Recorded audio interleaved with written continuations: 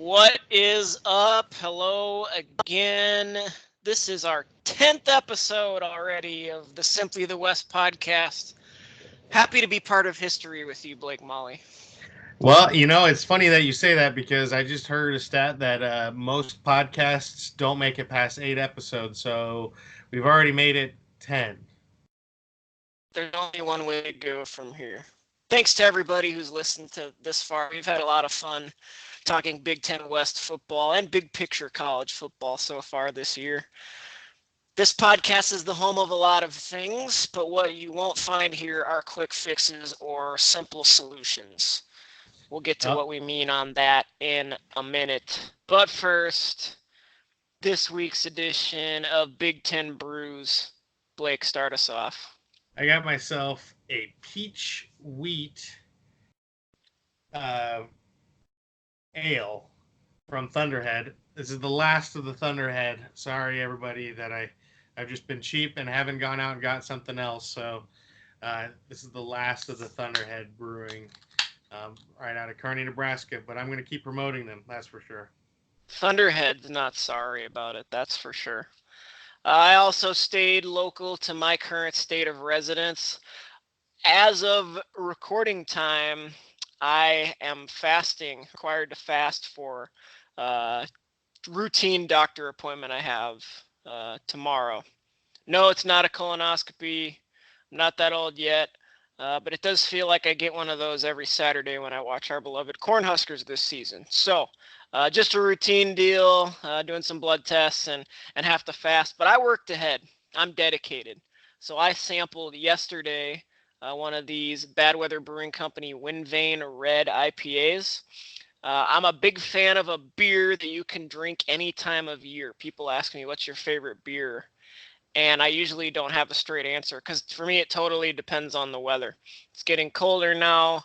I could probably start doing a stout or even a porter here pretty soon, but in July there's no way. At least not until I go up to the North Shore. So this red IPA is very balanced, and they advertise right on the can that it's a good beer for any season, and I have to think that that is true. It has American hops. There's some kind of piney notes, which sounds like it might not taste good, but it actually works. Citrus, caramel, rye, and some roast in there. So very balanced with a little bit of a bite, I would say. Um, and it's a nice red beer, so the color palette is pleased as well as the oral palette. So I that's would our say beers with for this week. Well, I would say with mine for sure. As I'm tasting it, this is really more of a summer beer. I would The definitely peach recommend it for the ale, yeah. summer beer. But you know, I like all types of beers. My go-to phrase is that it's got to be cold and free. That's basically all that matters to me. So if it's got a little bit of alcohol and some hops and barley or wheat, I'll drink it. Good to go. Words to live by from Blake Molly on the Simply the West podcast. Well, we said in this world and in this world of college football that we talk about on a weekly, there aren't quick fixes and there aren't simple solutions. That may be contrary to this microwave society that we live in, Blake. Your team is bad, the fan base automatically starts talking about who they should get rid of. We have an announcement from the NCAA this week that we'll talk about in a minute that everybody seems to think they have all figured out and know exactly what's going to happen. And the fact of the matter is, a lot of times in life and in college football fandom, there aren't quick fixes and there aren't simple solutions. We have a few teams in this division who are going through some growing pains right now, and you're seeing a lot of clamoring from fan bases, whether it's Illinois talking about Lovie Smith. We've seen Nebraska fans already calling for the defensive coordinator's head midway through year two. Northwestern's having a rough year. There's even count on Iowa fans to overreact.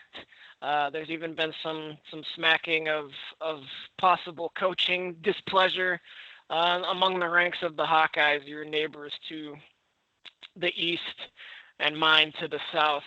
But what do you make of all this, Blake? We talk about, again, the microwave society. We want everything now. We want it fixed fast. We seek instant gratification above all else sometimes. And another term I've heard thrown around a lot lately is cancel culture, where if you don't like something, you just cast it to the side and automatically kind of try to ostracize. Usually it's a person or a set of ideals on social media.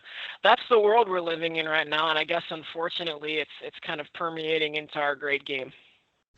Yeah, and the whole idea of firing coaches right now, especially, is really driving me nuts. Because if I had hair, I'd be pulling my hair out. That's one of those things where I'm looking at Illinois. That job was a complete mess. It still is. I mean, if they fire Lovey Smith, it's going to only get worse. He's made it a little bit better, but the continuity makes a huge difference. You're seeing that with Nebraska, where they've had three coaches in the last 5 years coach and had multiple defensive coordinators, multiple defensive backs coaches. That's one of the reasons that Nebraska is struggling this year and has struggled for they could have a losing record for 3 straight years in a row, which hasn't happened since the 50s or 60s or something like that. This Bill is Jennings, where you at? yeah, and then you look at Northwestern. Pat Fitzgerald knows what and this is what's driving me nuts a little bit. I understand why Iowa could be a little bit more has a little bit more reason to be frustrated because they've had a lot of continuity on their staff, and it just doesn't seem like they can get an offense that has any type of explosion at all. At least Wisconsin shows flashes of it, right? And they heck, if you look at it, the only thing that's been a constant is Barry Alvarez, but he's not day to day putting his hands on the football program with Wisconsin. Northwestern, Pat Fitzgerald knows what he's doing. He knows defense. He knows how to win at Northwestern. Do you think that these coaches don't know how to win? Lovey Smith went to a Super Bowl with freaking Rex Grossman. These guys know what they're doing, and they know who's not pulling their weight. That's the big thing. And the thing that I think that Nebraska does have that most other places don't, and this is not a knock on anybody else, is that their AD Bill Moose was a football player and coached. He knows how to look at personnel. That guy, I mean, I'm glad he knew what he was talking about. He was predicting 6 wins. That's what he wanted to get to. And maybe he was doing it tongue in cheek, but he actually he knows how bad the situation was. He knew it. And that's what gives them a little bit of an upper hand because he can let Frost get to the point where he needs to go. Illinois, Lovey Smith is showing, hey, give him some buy-in, some more time. He needs 5-7 years to get this thing going to the point where it can be competitive. I don't know. Iowa, I could see a little bit of the frustration, but I mean, I think the problem that people are seeing is that Brian Ferentz and Kirk Ferentz are, is he really going to fire his son? Is he really going to move on from his son, bring in another offensive coordinator, whatever it is? But these guys were trained by Bill Belichick. I don't know. So I can see why they're a little bit frustrated. But let's see where it goes from here. I mean, who knows? They might have an offense that's unstoppable at the end of the year. Beat Penn State or beat Wisconsin, beat Minnesota, and then they'll be saying, "What's up now?" That's what's kind of interesting about the juncture of the season we're at, right? It feels like a lot of football has been played, and indeed it has. And all the time this time of year, I'm like, where did it all go? We're already into the end of October, heading into November, the stretch run of the season. Most of these teams only have 4 games left, but a lot can happen, especially with where the division standings are at right now. Minnesota, of all teams, kind of in control. The team to beat with no losses on the season. Wisconsin's right there with a chance. Iowa, same. Shoot, man. Illinois plays Rutgers this weekend. Assuming all goes as planned in that one, your Lovey Bears are a win away from a bowl game, which we kind of said at the beginning of the year was a must for this team. So you would hope or think in Champaign that the Dogs are being called off, at least for now. With Nebraska, I think if there's one thing we've learned, that the coaching staff there has learned, that the fan base has learned, this thing was a bigger mess than anybody really thought, and it's taking more than a year to clean up. You're seeing as the losses mount and as times get tough, and as you have moments like the Huskers did in the Indiana game where things start to go south, whether it's turnover or costly penalty, you can't get off the field on third down. Um, that's just a program that still hasn't figured out how to win. And I think once they do, it's really going to snowball. But they've got to come out and clock somebody and then put their foot on somebody's throat, and maybe a chance to do that against Purdue this weekend. Who knows? It could be a rough few more weeks for the rest of the season in Lincoln. Um, but but you have to give it time. Uh, it took Tom Osborne decades to get over the Oklahoma hump.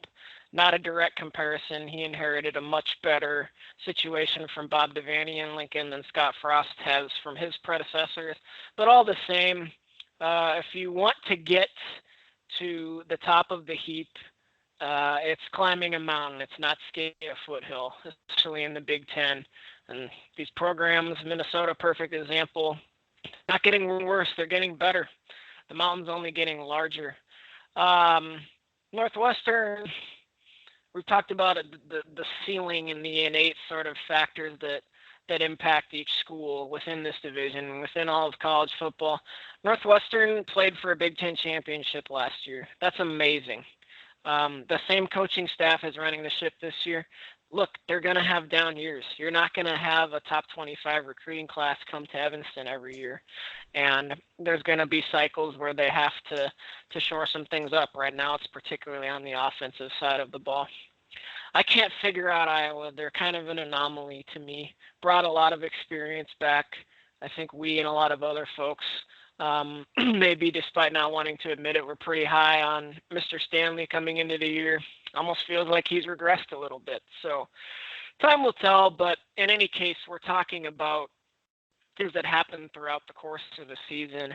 And it's really, really easy in the heat of the moment to lose sight of the big picture. But what you're alluding to, Blake, is keeping an eye on that.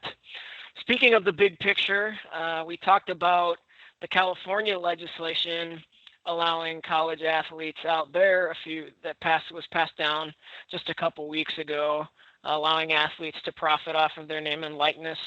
And one of the main points we brought up was that the NCAA is going to have to act sooner rather than later on this. Well, they have. Just announced this week, the board that oversees this portion of NCAA legislation, and I quote from their release, voted unanimously to permit students participating in athletics the opportunity to benefit from the use of their name, image, and likeness in a manner consistent with the collegiate model. It's a mouthful. We'll try to start breaking it down. There's a lot of inherent contradiction just in that one run-on sentence. But just like there aren't necessarily quick fixes in climbing the mountain of rebuilding a program, there aren't simple solutions to this economic climate that college athletics finds itself in. The NCAA is definitely going to make some wholesale changes that will impact the very nature of collegiate athletics. I think it's very safe to say that, but what and how exactly that looks, I think only time is going to tell. And anybody who thinks they have all the answers at this point is naive at best, I would say. Yeah, and that's what I'm looking at. The last phrase in a manner consistent with the collegiate model. Exactly. The collegiate model, by its very definition today, is completely inconsistent with any form of compensation being shoveled an athlete's way beyond tuition and scholarships and full cost of tuition. I mean, if you could see my face on YouTube, I was just like, you've got to be kidding me. As soon as you hear that in a manner consistent with college athletics, makes no sense.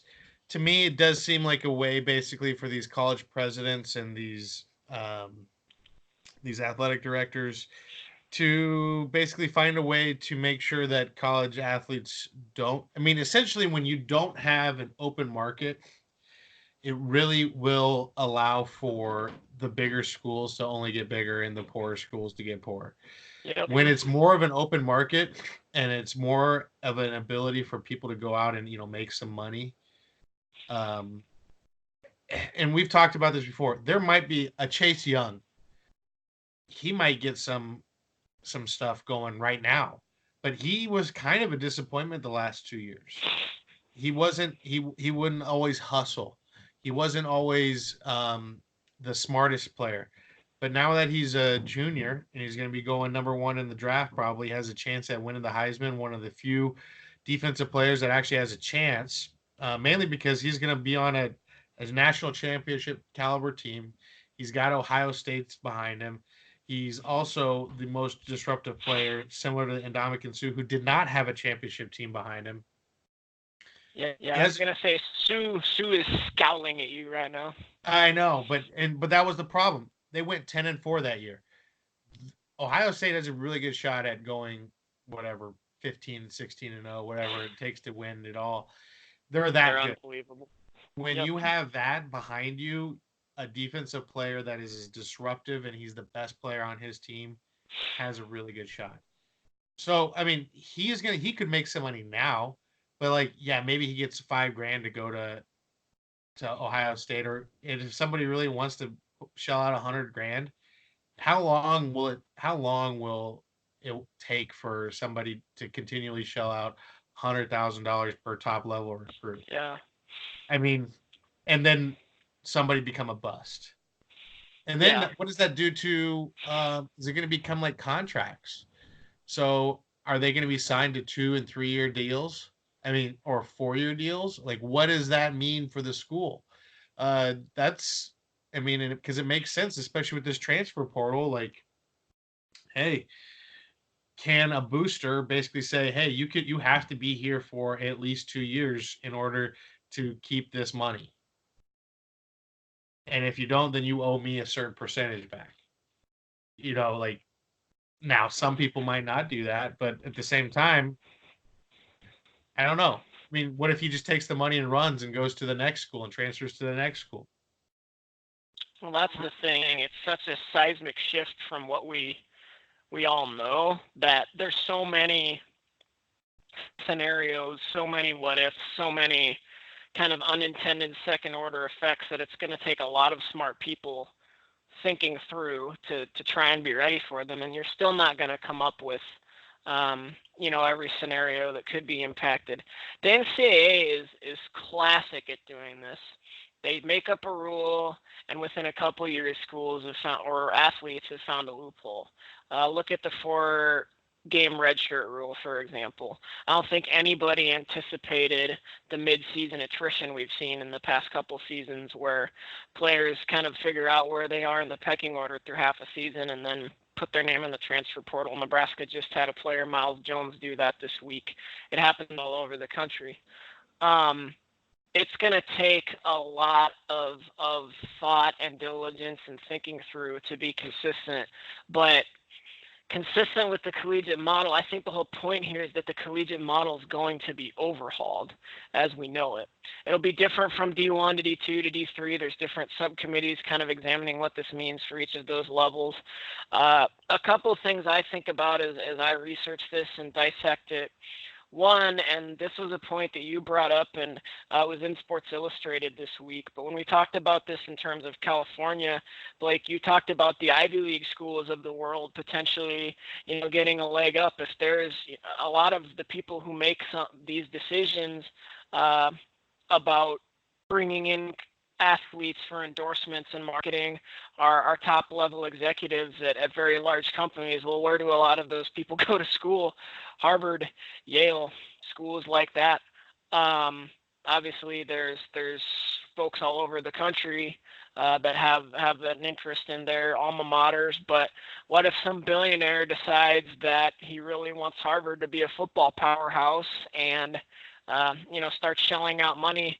But is that consistent with Harvard's mission as a school? Probably not. That's just one example. Another thing that was brought up was actually tweeted by our buddy Sam McCune from the Omaha World Herald. Youth sports is a mess today already. What happens when to recruiting and to the already potentially poisonous culture of high level youth sports when parents are putting even more pressure on, okay, I'm not just thinking through this from the lens of my kid getting a scholarship, but actual potentially tens of thousands of dollars of income that's on the line in these completely unrealistic parents' minds when their kid goes on a travel trip for basketball or And whatever that's it is. just culture, though. That is nothing to do, I don't think, with the sport or even with what NCAA is, because that is really parents having, like, not being able to self scout. I mean, my dad. Yeah, I mean, like, my dad raised three boys that were high level high school players. We weren't going to go. My younger brother, probably could have played or walked on at Kansas State, someplace like that. Um, and I played at Benedictine, but I wasn't going to be good enough to go pro. Um, and my dad said, "Hey, you need to do a better job of, taking care of your studies, taking care of yourself, doing all the, work hard in all these sports, and I'm not going to fight for you with a coach. You need to talk to the coach. You need to see what you need to do. And if he comes back and says there's politics, then we'll find another team for you. But if there's not politics involved, that's just the culture. My dad might not be the same as it is, you know, growing up in Kansas versus maybe growing up in California or even Omaha or something like that. But for the most part, it's all about the culture. It's not that has nothing to do with whether or not the model is going to be wrong. That's just my opinion. yeah. I don't, I don't disagree with anything you're saying. The all I'm kind of proposing is that that culture is in a lot of ways the result of this carrot that every unrealistic parent who thinks their kid is, the second coming and God's gift to whatever sport they play. That carrot has always been a scholarship, and now it's like that carrot gets even bigger because they're seeing dollar signs. It's already been there because of the culture and that kind of self-centeredness that we always talk about. I just think this is going to make it even worse and amplify it. But again, that's just one tentacle to it. There's a ton of layers to this. There's a ton that we still don't know. It's a very kind of vague overall message from the NCAA right now. Like, yes, we're going to look at changing this, but what those changes are, we don't know yet. And inevitably, they will have it very tightly regulated and probably somewhat inconsistent. And there's going to be loopholes. It could end up being, quite frankly, kind of a big mess. Um, how would you like to be a longtime Southern Methodist University football fan who remembers the Pony Express and all the fallout that came from that? And now, just as that team, I want to say they're ranked in the top 20. I was just watching them play last week on that Thursday night game against Houston. Now they're finally kind of starting to get back a little bit, and the landscape has become, well, now this is all going to be legal now. It just shows how much things have changed even in the course of, I guess, 30, 40 years, and it's going to be quite different all the same moving forward. Yeah, I think they had probably bigger issues with drugs, Of actually. course they did. Of course they did. But it's just, there's some irony there, I think. No, I completely agree. But you know what? There's programs that were given the death penalty that are back a lot faster than they ever were. Absolutely. But I think there was a little bit more of a conspiracy amongst the big Texas schools to keep them out of any competitive leagues Yep. that really That hurt was a me big more than part of it. anything. The Southwestern Conference and then the formulation of the Big 12. That definitely hurt. Yeah. So, well, we will keep a close eye on that. Definitely plenty to talk about as time goes on. But back to what's happening on the field this season. Let's go through our power rankings this week. Checking in at number one, the University of Minnesota Golden Gophers. Only undefeated team left in this division. They are 8-0. First time they've won 8 straight games since the 1940s. 15 to Oofta. 52 to 10 victory over the Terrapins of Maryland this past weekend. Really clicking on all cylinders. If there's any solace to teams like Nebraska that the Gophers boat raced a couple weeks ago. It's that they're doing this to pretty much everybody they've played. I would still argue they haven't had the toughest of tests, but after a bye week, this week, that is coming at home next weekend against Penn State. You've got PJ Fleck lobbying for college game day to come to the Twin Cities for the first time ever. Folks up here are already saying if they could come to the Dakotas as they did for NDSU, SDSU this past weekend, why not us? Fleck never misses an opportunity to sell that program. And look, there's a lot to sell. They're playing very well right now. Where do you start? They've got the ground game going finally. The defense has really started to pick it up. To me, the biggest surprise with them is Tanner Morgan. I think he was viewed as more of a game managing quarterback, somebody who could come in and maybe do some good things. But he is running that offense with precision. He wasn't even necessarily slated to be the starter this year. Zach Annexstad hurt in fall camp, and Morgan kind of became the man under center by default. So a lot that could be said about the Gophers, but we'll find out for sure. Penn State may be an equal surprise in terms of its just overall prowess and dominance on the east side of the division. That's going to be a great matchup here on November 9th. Yeah, and I mean you're going to really find out, are they elite? I mean, like we said that earlier, that they haven't really played that the toughest of competition, but Penn State, that defense is ferocious. They're really good, and it all starts up front. Now the big uglies, for as big as they are, they're not as that skilled or that strong. They don't just blow people off, but they don't have to, because it's all predicated on the option zone read, inside outside Oh, zone read. yep, And that when you inside can zone always is get, just killer. yeah, and you get numbers like that in that, and then you have a quarterback that is accurate, that can get the ball to some of the best receivers in the Big Ten, if not the country, and Ottman Bell and uh, Bateman and Tyler Tyler Johnson, Johnson. Those three guys are all probably going to be playing on Sundays. At least I at agree. least Tyler Johnson for sure. Bateman he's young, so he's not going to be able to go out yet. But those guys they're all really, really good.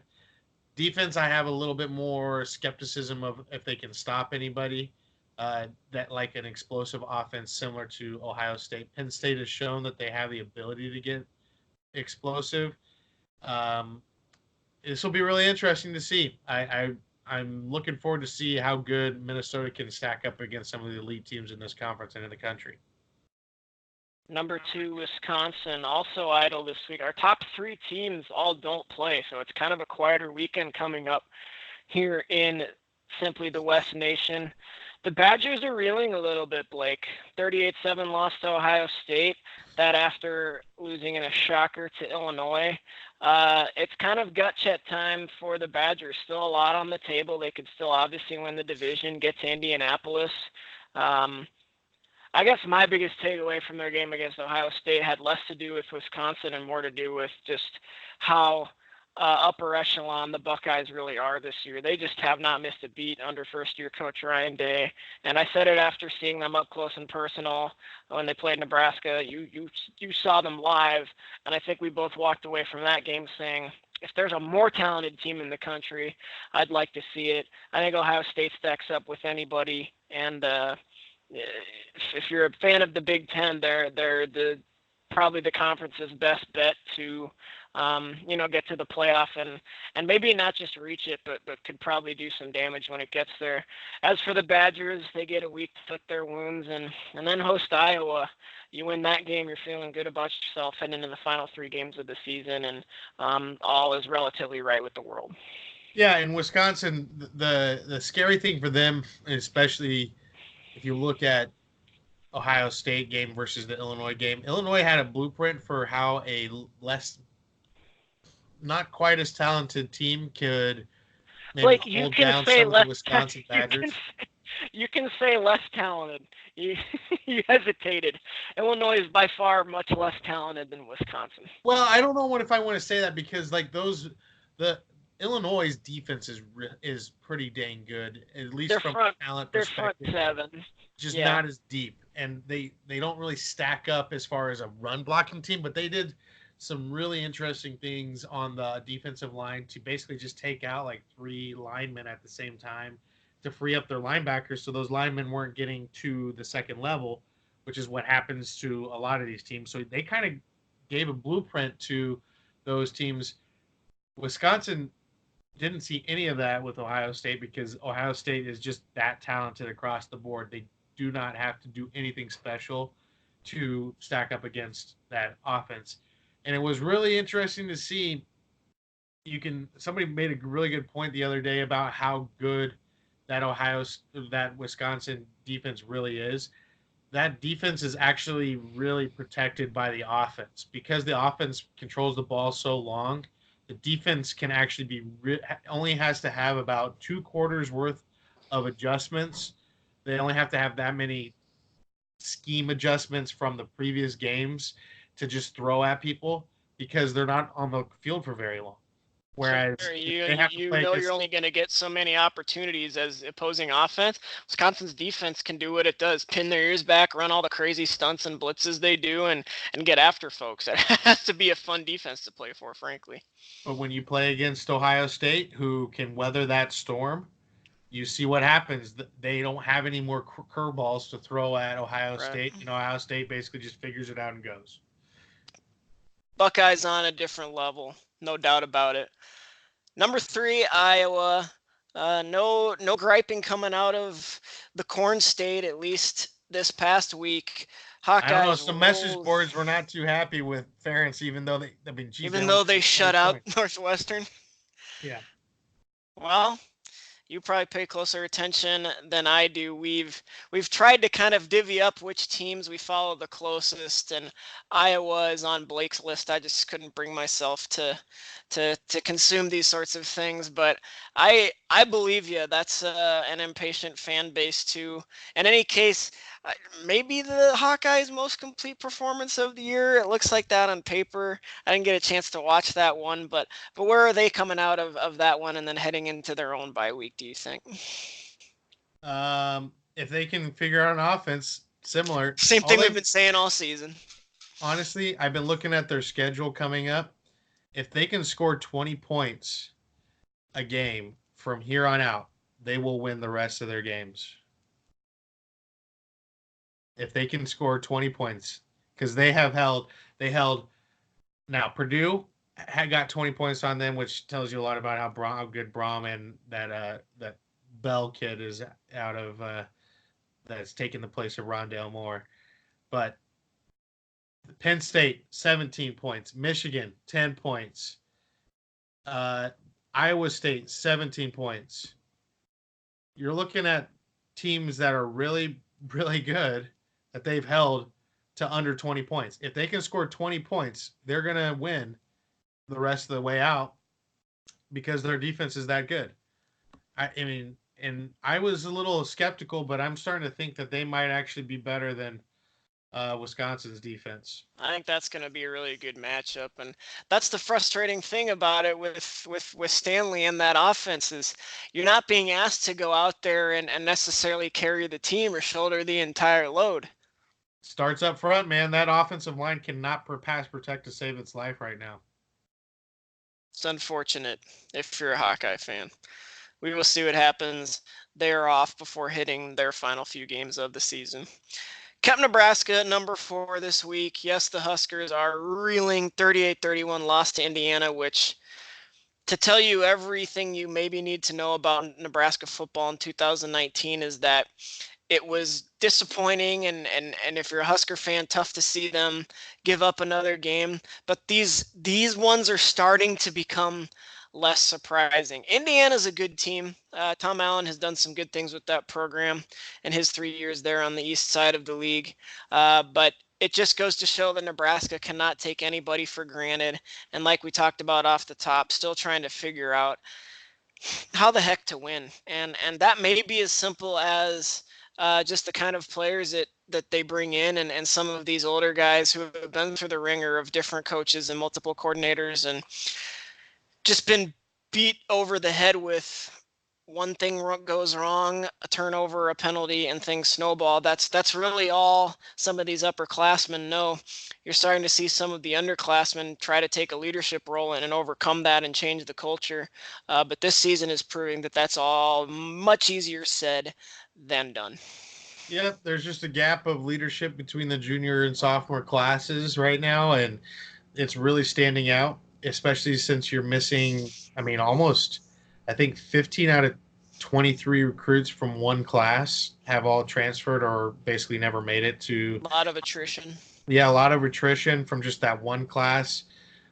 So people just haven't learned how to win and become champions in everyday life and everything like that. But really the big thing, and this is what I'm going to say this to most Nebraska fans, Adrian Martinez is by far and away a better talent and quarterback than those two quarterbacks that came in against Indiana. I was at the game. I brought my second son to his first game because my first son, when we showed up, decided he was too tired and didn't want to go to the game. So, little Vito got to go to his game. Vito. Yeah, he was. How'd He he got to go to do? the first game. What's that? How did he hold up?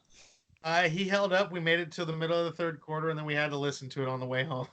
All right, fair enough. That's pretty good. That's a So solid start. you can just see the ball that when I because I've seen Martinez play twice this year in person. I saw um, Vedral, and here's the thing: Vedral and McCaffrey. The thing they do better is they do the read option better. They do the inside zone, outside zone. They actually read the ends a lot better and make better decisions in that game. The arm talent, the speed, actually, maybe McCaffrey might be a little bit faster, but Adrian's faster than Noah, and has a way better arm. So a couple of those passes that were pretty good from Noah probably would have been touchdowns from Martinez. He just has a better arm that can actually get it out there because those guys were open, and if you could have led them a little bit better, probably would have gone for touchdowns. That being said, it's the fumbles, it's the little mistakes, it's everything from the day to day stuff. I just can't be upset with these players because they just don't know how to win, and we're just lacking that talent on the outside linebackers, and unfortunately, the defensive linemen are just run stoppers. They're not that great at pass rush. Yeah, there was barely any push up front at all in that game. From the black shirts with Nebraska wearing the black jerseys. They get back at it at 11 a.m. at Purdue on Fox this Saturday. A little scared about that one. Kind of feels like another toss up. We'll talk about the Boilermakers more in a moment. They lost 24-6 to Illinois, which is number 5 in our power rankings. Have the Huskers ahead of the Illini just because Nebraska did beat Illinois head-to-head. Kind of seems like a distant memory. Would hate to see what would happen if Nebraska and Illinois perhaps matched up now as opposed to in those teams' first conference game. Illinois on a little bit of a roll here and plays Rutgers at 2:30 p.m. on Big Ten Network. And then Purdue coming off of that loss plays Nebraska. So, Purdue and Northwestern. Northwestern is the final team in our rankings coming off that loss to Iowa. Plays Indiana at 6 p.m. on FS1. Purdue and Northwestern are just reeling a little bit. Sounds like the Boilermakers might get Rondale Moore back this weekend. The Plummer kid at quarterback continues to play pretty well. Didn't have his best game against the Illini. That talented front seven of the Lovey Bears had a lot to do with that.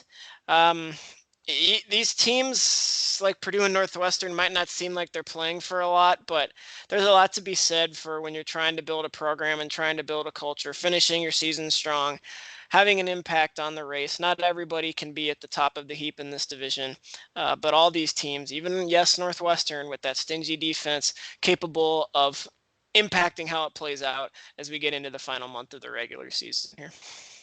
Yeah, Purdue. I mean, geez, if Nebraska loses to Purdue, we're gonna have to jump Illinois above Nebraska this week or next week. And the thing that scares me is that Illinois generates more of a pass rush than Nebraska does, and Purdue. Well, It that's might not like saying much the past couple weeks. It's not well, a high bar to but clear. that's the thing though is like how did Purdue throw 20 points up against an Iowa defense who is really good, but then get shut out basically against Illinois. And And I like you know it was said, probably Brom knows how to scheme. and exactly so that's what scares me from Nebraska standpoint, but also makes these harder to see what's going to happen. Illinois should win another game. They'll win 3 straight Big Ten games for like the first time in I don't know how many years. Um, Northwestern has to play Indiana. Don't know what's going. I mean, I'm gonna. It's at Indiana, so more than likely it's going to be a tough game for them. So we'll just have to see how it goes. But Purdue with Rondale Moore and that Bell kid is tough to beat, especially when you see that Nebraska is 1-7 on the road under Scott Frost. So it's going to be a tough one in West Lafayette for that big noon kickoff, 11 a.m. Central. No question about it. That's going to do it for us this week. Any closing thoughts, Blake? Are you looking forward to Halloween? No. That's one holiday I could do without too. Yeah, I'm just frustrated. I have plumbing issues in our house, and I'm very frustrated with having to try and do it on my own, and continually calling a freaking plumber and paying him $250 to fix things that seem like they should be easy. There's a whole It's lot of almost like they made it adulting complicated on so in the that Molly household. people. It's almost like they made plumbing complicated than it had to be, so that people like you and I had to pay them to do it. It's just like insurance. Oh, don't say that. Well, be sure to check us out on all of the social medias, wherever you find your favorite podcasts, and online. Just Google Simply the West Podcast. For Blake Molly, I'm Phil Irvin. Thanks for tuning in, and we will talk to you next week.